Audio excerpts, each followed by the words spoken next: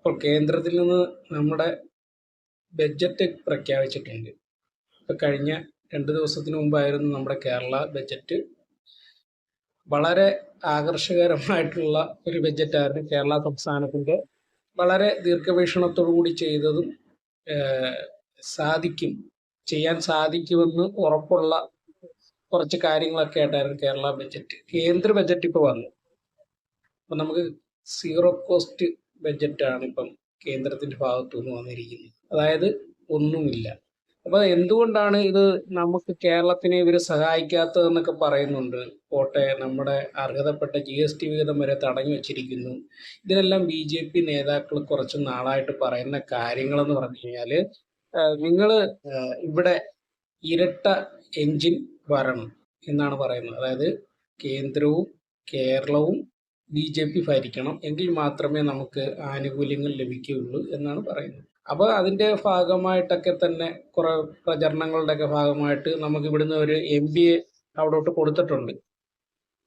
കക്ഷി പക്ഷേ അങ്ങോട്ട് പറഞ്ഞു വിട്ട ആൾ ഇവിടെ വന്ന് ഉള്ള കലിങ്കയിലും ആൽത്തറകളിലൊക്കെ കയറിയിരുന്ന് അതുപോലെ സദ്യകൾക്ക് പങ്കെടുത്ത് ഇദ്ദേഹത്തെ തിരഞ്ഞെടുത്തത് നമ്മുടെ ദേവസ്വം വകുപ്പ് മന്ത്രിയായിട്ടാണ് തിരഞ്ഞെടുത്തതെന്ന് തോന്നുന്നു. കാരണം ഇദ്ദേഹം എല്ലാ വിഭാഗം ജനങ്ങളുടെയും വോട്ട് വാങ്ങിച്ചിട്ട് ഉള്ള ക്ഷേത്രങ്ങളിലെല്ലാം ഇങ്ങനെ തൊഴുതും മറ്റു കാര്യമായിട്ടൊക്കെ നടക്കുകയാണ്. അപ്പോൾ ഒരു 6 മന്ത്രിമാര് അദ്ദേഹത്തിന് സപ്പോർട്ടായിട്ട് ഉണ്ടാകണമെന്നൊക്കെ ആഗ്രഹിച്ച് വലിയ കാര്യത്തിൽ കേന്ദ്രത്തിൽ പോയതാണ്. ഇതൊന്നും കിട്ടിയില്ല. അപ്പോൾ അവസാനം അദ്ദേഹം കിളി പോയി ഇങ്ങനെ തെക്ക് വടക്ക് നടപ്പുണ്ട്.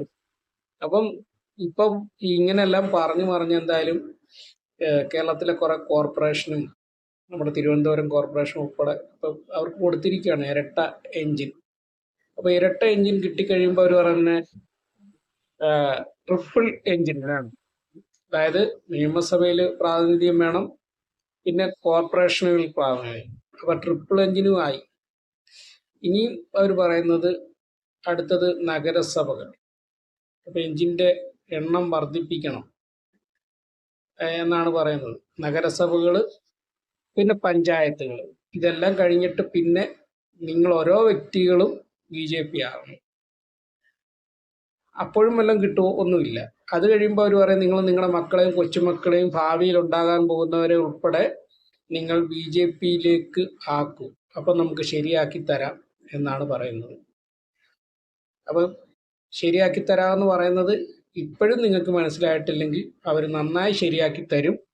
അതുവരെ നിങ്ങൾ അവർക്ക് വേണ്ടി വോട്ട് ചെയ്യുക, അവരെ വിജയിപ്പിക്കുക, അവരുടെ ആദർശങ്ങൾ പ്രചരിപ്പിക്കുക.